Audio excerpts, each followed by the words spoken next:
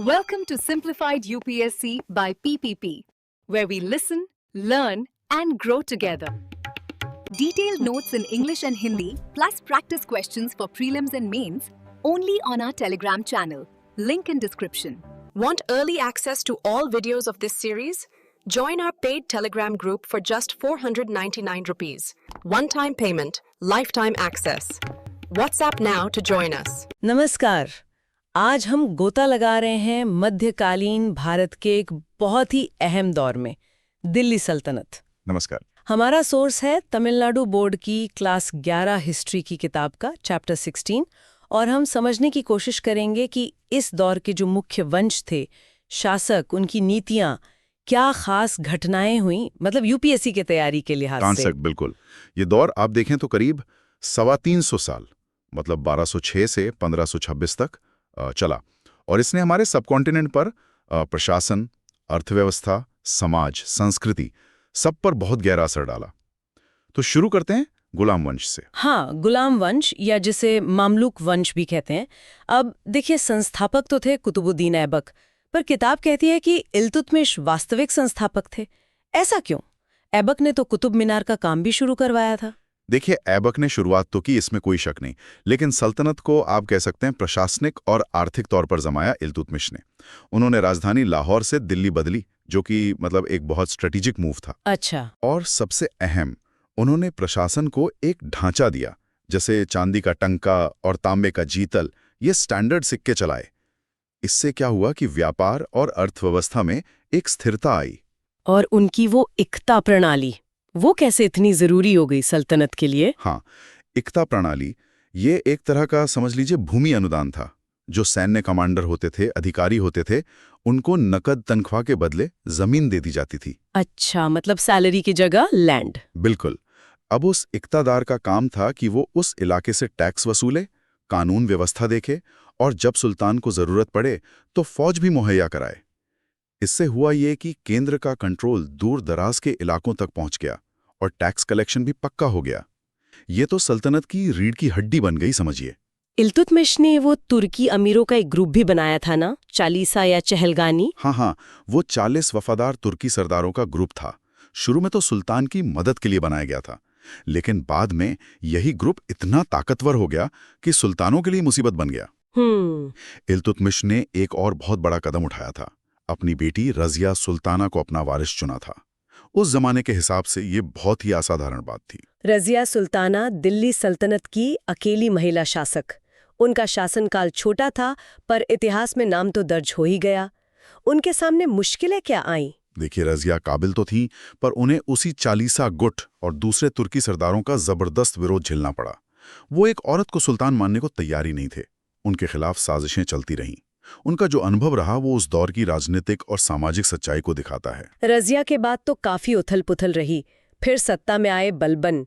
वो तो खुद चालीसा के सदस्य थे, पर सुल्तान बनते ही उन्होंने चालीसा की ताकत ही खत्म कर दी। उनकी ये राजत्व की थ्योरी क्या थी? बलबन का मानना था कि सुल्तान का पद सबसे ऊपर है, उसकी इज्जत और ताकत सबसे ज्यादा होनी चाहिए। वो कहते थे कि सुल्तान जमीन पर ईश्वर की छाया है, मतलब जिल्ले इलाही, उसे डिवाइन राइट्स मिले हैं। अच्छा। इसीलिए उन्होंने दरबार में बड़ा सख्त अनुशासन लागू किया, जैसे सिजदा, घुटनों पर बैठकर सुल्तान के सामने सिर झुकाना, और पैबोस, सुल्तान के पैर चूमना। फारसी त्योहार नौरोज मनाना शुरू किया ताकि दरबार की शानो शौकत बढ़े और सुल्तान का रुतबा एकदम अलग दिखे। और उनकी वो रक्त और लौह नीति, ये किस बारे में थी? ये नीति थी विद्रोहियों और कानून तोड़ने वालों के खिलाफ। एकदम निर्मम कठोरता। जैसे मेवाती राजपूतों का विद्रोह हुआ, उन्होंने उसे बड़ी क्रूरता से दबाया। राज्य में शांति बनाने के लिए बहुत सख्त कदम उठाए। चालीसा को खत्म करना भी इसी पॉलिसी का हिस्सा था, ताकि सुल्तान को कोई चैलेंज ना कर सके। मंगोल हमलों से बचाव के लिए बॉर्डर सुरक्षा पर भी उन्होंने ध्यान दिया। हालांकि इसी चक्कर में उनके बेटे शहजादा महमूद की मौत हो गई। ये उनके लिए बहुत बड़ा सदमा था। बलबन के बाद मामलुक वंश कमजोर हो गया और फिर आई खिलजी क्रांति। अलाउद्दीन खिलजी का दौर सल्तनत के फैलाव और नए नए प्रशासनिक प्रयोगों के लिए जाना जाता है। बिल्कुल। अलाउद्दीन बहुत एम्बिशियस थे। उनके सेनापति थे मलिक काफूर। उन्होंने दक्षिण भारत में कमाल की कामयाबी हासिल की। देवगिरी, वारंगल, द्वार समुद्र, मदुरै तक सल्तनत का असर पहुंचा। अच्छा। और खास बात यह कि इन राज्यों को सीधे सल्तनत में मिलाया नहीं, बस उनकी अधीनता स्वीकार करवाई और उनसे सालाना टैक्स वसूला। ये काफी प्रैक्टिकल पॉलिसी थी उस वक्त। दक्षिण विजय तो ठीक है, पर अलाउद्दीन के जो प्रशासनिक सुधार थे, खासकर बाजार नियंत्रण नीति, वो बहुत मशहूर है। इसका मकसद क्या था और इसे लागू कैसे किया? इसका मेन पर्पस था एक बहुत बड़ी स्थायी सेना रखना, वो भी कम तनख्वाह पर। अब इसके लिए जरूरी था कि रोजमर्रा की जरूरत की चीजों के दाम काबू में रखे जाए। सही बात है। तो उन्होंने दिल्ली में अलग अलग मार्केट्स बनवाए। अनाज के लिए मंडी, कपड़ों के लिए सराय अदल, घोड़े, गुलाम, मवेशी, इनके लिए अलग। हर चीज का दाम फिक्स कर दिया। पर कीमतों पर कंट्रोल रखते कैसे थे? ये सिस्टम कामयाब रहा? एक ऑफिसर होता था शहाना मंडी, वो मार्केट सुपरिटेंडेंट था। व्यापारियों का रजिस्ट्रेशन जरूरी था। नापतोल में गड़बड़ी या जमाखोरी की तो सजा बहुत सख्त थी। जासूस भी लगाए हुए थे, बरीद, जो कीमतों और बाजार पे नजर रखते थे। अच्छा। अब ये नीति दिल्ली और आसपास तो काफी हद तक सफल रही, लेकिन पूरे साम्राज्य में कहां तक लागू हुई, इस पर इतिहासकारों में थोड़ी बहस है। पर हाँ, मिडिवल इंडिया में ये प्राइस कंट्रोल का एक बहुत ही यूनिक और बोल्ड अटेम्प्ट था। सेना को मजबूत करने के लिए उन्होंने वो दाग और चेहरा सिस्टम भी शुरू किया था। हाँ बिल्कुल, फौज की क्वालिटी बनी रहे और भ्रष्टाचार रुके, इसके लिए घोड़ों को दागने की प्रथा, दाग, शुरू की, ताकि सैनिक बढ़िया घोड़ा दिखाकर बाद में घटिया घोड़ा न ले आएं। और हर सैनिक का पूरा हुलिया दर्ज करने का सिस्टम, चेहरा, लागू किया, ताकि नकली सैनिक न भर्ती हो या एक ही आदमी दो जगह से तनख्वाह न ले। उन्होंने लैंड रेवेन्यू में भी सुधार किए, जमीन की पैमाइश करवाई और रेवेन्यू का बड़ा हिस्सा नकद में लेना शुरू किया। आर्किटेक्चर में देखें तो दिल्ली में अलाई दरवाजा और सिरी किला, ये उनके टाइम के अहम कंस्ट्रक्शन हैं। अलाउद्दीन के बाद आए तुगलक।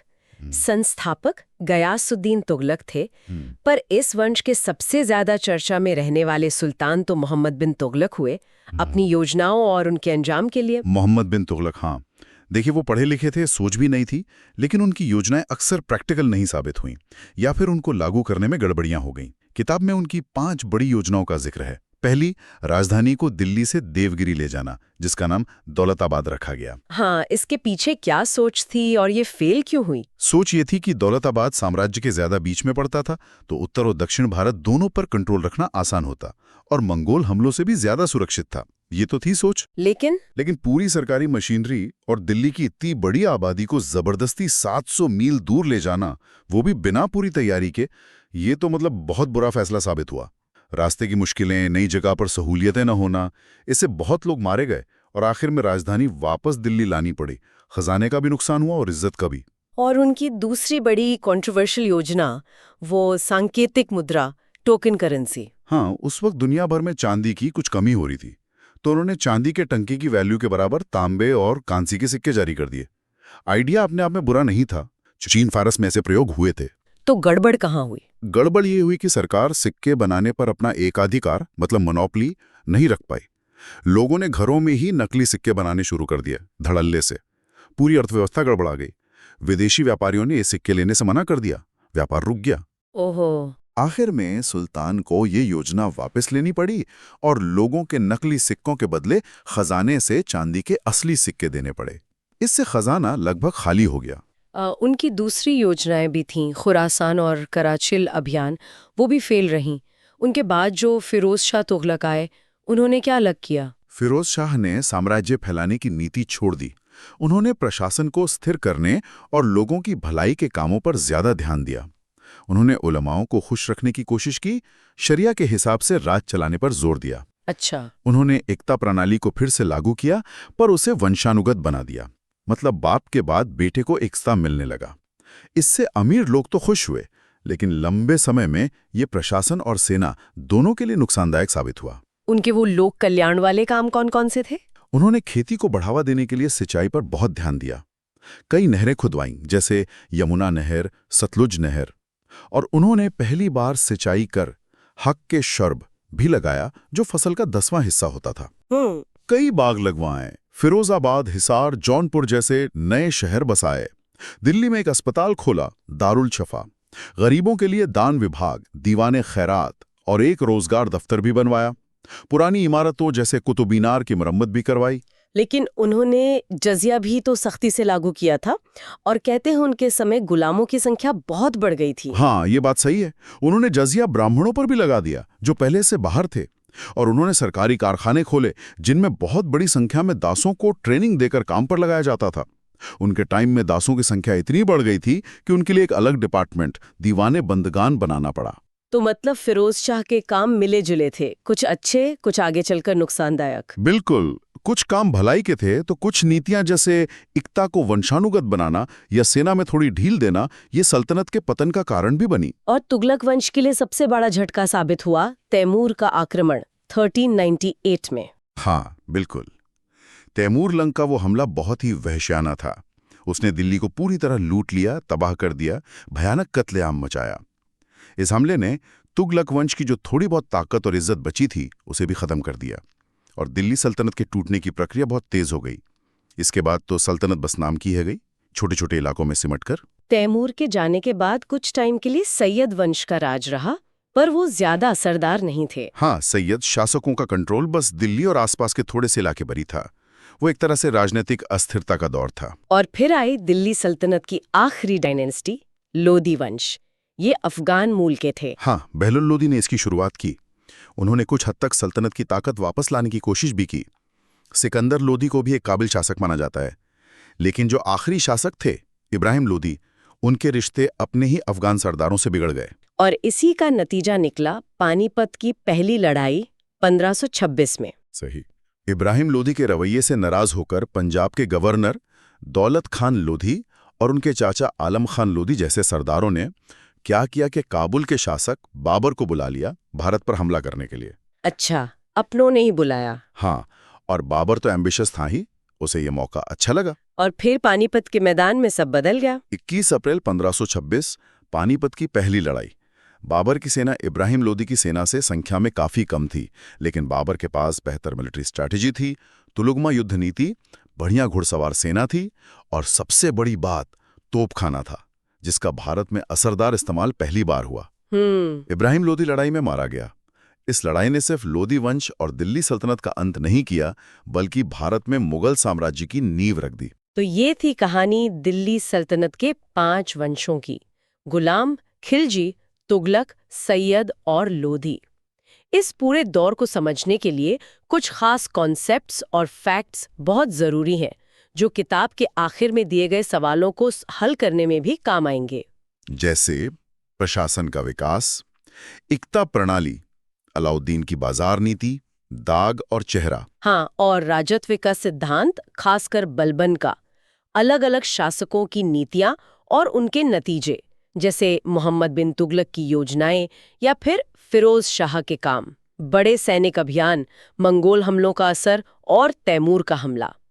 आर्किटेक्चर के उदाहरण जैसे कुतुब मीनार, अलाई दरवाजा, और खास शब्दावली जैसे इक्ता, चहलगानी, टंका, जजिया, संकेतिक मुद्रा, हक ए शर्ब, विद्वान जैसे अमीर खुसरू और मिनहाज उस सिराज। ये सब याद रखने वाली चीजें हैं। बिल्कुल। अच्छा, अब अगर हम यूपीएससी परीक्षा के नजरिए से देखें तो इस चैप्टर से मेंस के लिए क्या खास बातें निकलती हैं? देखिए, मुख्य परीक्षा हेतु महत्वपूर्ण बिंदु, मेंस इनसाइट, दिल्ली सल्तनत का अध्ययन, मिडीवल इंडिया में राज्य कैसे बना, प्रशासन का सिस्टम कैसे डेवलप हुआ, इसे समझने के लिए बहुत जरूरी है। इसने एक सेंट्रलाइज्ड रूल का कॉन्सेप्ट मजबूत किया। एकता प्रणाली ने प्रशासन और रेवेन्यू सिस्टम को जोड़ने की कोशिश की। अलाउद्दीन खिलजी के जो आर्थिक और सैनिक सुधार थे, बाजार नियंत्रण, दाग, चेहरा, वो दिखाते हैं कि राज्य की ताकत और कंट्रोल कितना बढ़ गया था। सही। मोहम्मद बिन तुगलक की योजनाएं भले ही फेल हुई, पर वो उस दौर की चुनौतियों और नई सोच को दिखाती हैं। फिरोज शाह के काम वेलफेयर स्टेट का आइडिया और धार्मिक नीतियों का क्या असर होता है ये बताते हैं। और हाँ, सल्तनत काल ने इंडो इस्लामिक आर्किटेक्चर की भी नींव रखी। ये सारे पॉइंट्स राज्य के नेचर, इकोनॉमी और सोसाइटी पर क्या असर पड़ा, इसे समझने में मदद करते हैं। और प्रीलिम्स के लिए कौन से मुख्य तथ्य हैं जिन पर ध्यान देना चाहिए? प्रारंभिक परीक्षा हेतु मुख्य तथ्य, पहला, प्रमुख शासक और उनका क्रम, कुतुबुद्दीन ऐबक, इल्तुतमिश, रजिया, बलबन, अलाउद्दीन खिलजी, मोहम्मद बिन तुगलक, फिरोज शाह तुगलक, इब्राहिम लोधी, इनके खास काम और नीतियां। दूसरा, खास प्रशासनिक आर्थिक शब्द, एकता प्रणाली, चहलगानी या चालीसा, दाग, चेहरा, चांदी का टंका, जीतल, सांकेतिक मुद्रा, बाजार नियंत्रण नीति, शहना ए मंडी, जजिया, हक ए शर्ब, सिंचाई कर, और कुछ विभाग जैसे दीवाने अरीज, दीवाने विजारत, दीवाने बनगान।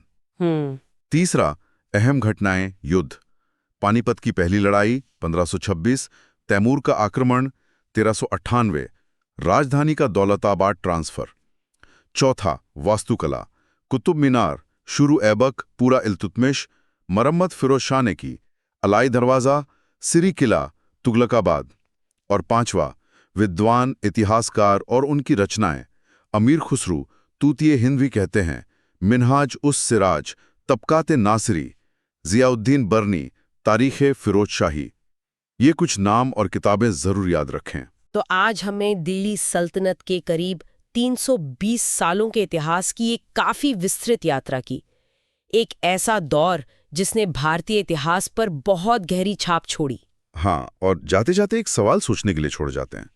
दिल्ली सल्तनत के जो प्रशासनिक ढांचे थे, जैसे एकता प्रणाली या रेवेन्यू सिस्टम, और उनके जो आर्थिक प्रयोग थे, उन्होंने किस तरह और कितना आगे चलकर मुगल साम्राज्य के लिए जमीन तैयार की। मतलब सल्तनत और मुगल प्रशासन में क्या चीजें जारी रहीं और क्या बदल गया, इस पर सोचना काफी दिलचस्प हो सकता है। बिल्कुल। इस गहन चर्चा में शामिल होने के लिए धन्यवाद। अगली बार फिर मिलेंगे एक नए विषय के साथ। धन्यवाद। Thanks for watching. Follow us on Telegram and Instagram. Don't forget to like, share, and subscribe.